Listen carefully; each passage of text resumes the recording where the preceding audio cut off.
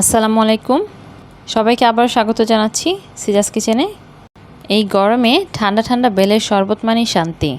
তাই আপনাদের জন্য আজকে বেলের শরবতের রেসিপি নিয়ে হাজির হয়েছি।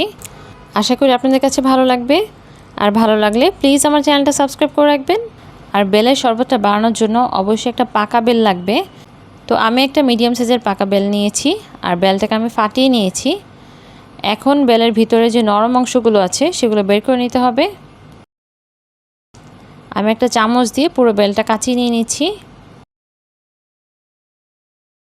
তো আমি বেলের ভিতরের পুরো অংশটা বের করে একটা পাত্রে নিয়ে নিয়েছি। এখন বেলটা আমি কিছুক্ষণ ভিজিয়ে রাখবো, তার জন্য দিয়ে দিচ্ছি পানি। বেলটা যেহেতু জমাট অবস্থায় থাকে, এটা পানি দিয়ে কিছুক্ষণ ভিজিয়ে রাখলে কিছুটা সফট হবে। এরপর আমি শরবতটা বানিয়ে নিব। তো বেলটাকে একটু পানির সাথে ঘুটে ঘুটে দিচ্ছি, যেন বেলটা সহজে পানি শুষে নিয়ে তাড়াতাড়ি সফট হতে পারে। এরপর বেলটা রেস্টে রেখে দেবো 15 মিনিটের জন্য। তো প্রায় 15 থেকে 20 মিনিট পর এখন বেলটাকে হাত দিয়ে খুব ভালোভাবে কচলে কচলে নিতে হবে। আমি বেলটাকে পানির সাথে মিক্স করে নিচ্ছি, খুব ভালোভাবে হাত দিয়ে কচলে নিচ্ছি। তো এভাবে পুরোপুরি বেলটা একদম পানির সাথে মিক্স হয়ে যাওয়া পর্যন্ত খুব ভালোভাবে কচলে নিতে হবে। এরপর বেলটাকে একটা ছাঁকনি বা স্ট্রেনার করে ছেঁকে নিতে হবে। বেলটা যেহেতু ঘন, আমি হাত দিয়ে ঘুরিয়ে ঘুরিয়ে বেলটা ছেঁকে নিচ্ছি।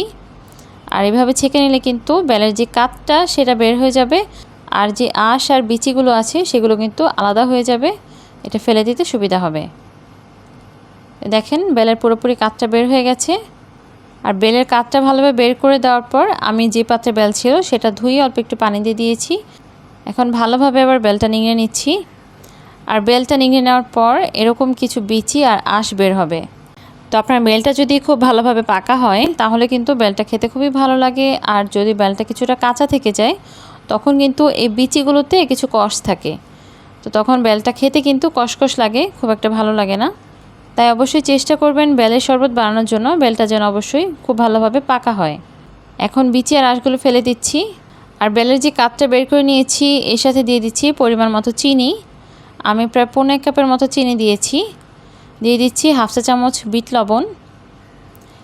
এখন চিনি আর লবণটা খুব ভালো করে বেলের সাথে মিক্স করে নিতে হবে।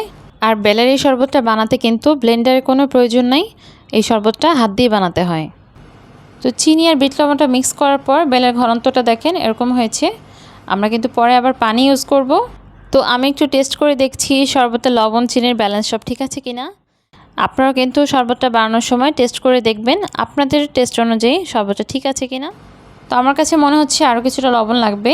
আমি হাফ চা চামচ পরিমাণ নর্মাল লবণ দিয়ে দিচ্ছি। এখন লবণটাও ভালোভাবে মিক্স করে নিচ্ছি। আর এখানে কিন্তু আপনার বিট লবণ যদি না থাকে সেটা চাইলে স্কিপ করতে পারেন, নর্মাল লবণ দিয়েও কিন্তু শরবতটা খেতে খুব ভালো লাগে। এরপর সাথে দিয়ে দিচ্ছি ঠান্ডা পানি। আর বেলের ঘনত্বটা কিন্তু আপনারা কীরকম পছন্দ করেন সেই অনুযায়ী দিবেন। আর চিনি লবণের পরিমাণটাও কিন্তু আপনাদের টেস্ট অনুযায়ী অ্যাডজাস্ট করে নিতে হবে। তো আমার কিন্তু শরবতটা রেডি হয়ে গেছে। সাথে আমি কিছু আইস কিউব অ্যাড করছি। আপনারা চাইলে শরবতটা বানানোর পরে এটা ফ্রিজে রেখে পরে খেতে পারেন। তো আমার ঠান্ডা ঠান্ডা বেলের শরবত কিন্তু রেডি। তো এই গরমে ঠান্ডা ঠান্ডা এক গ্লাস বেলের শরবত কিন্তু আপনার শরীর এবং মন একদম ঠান্ডা করে দিবে। তো এই ছিল আমার আজকের রেসিপি। কেমন লাগলো আপনাদের কাছে কমেন্ট করে জানাবেন। ভিডিও ভালো লাগলে ভিডিওটা লাইক কমেন্ট শেয়ার করে দিবেন। আরও মজার মজার রেসিপি পেতে আমার চ্যানেলটা সাবস্ক্রাইব করে রাখবেন।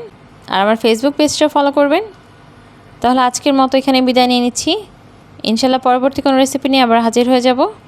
সবাই ভালো থাকবেন। আল্লাহ হাফেজ।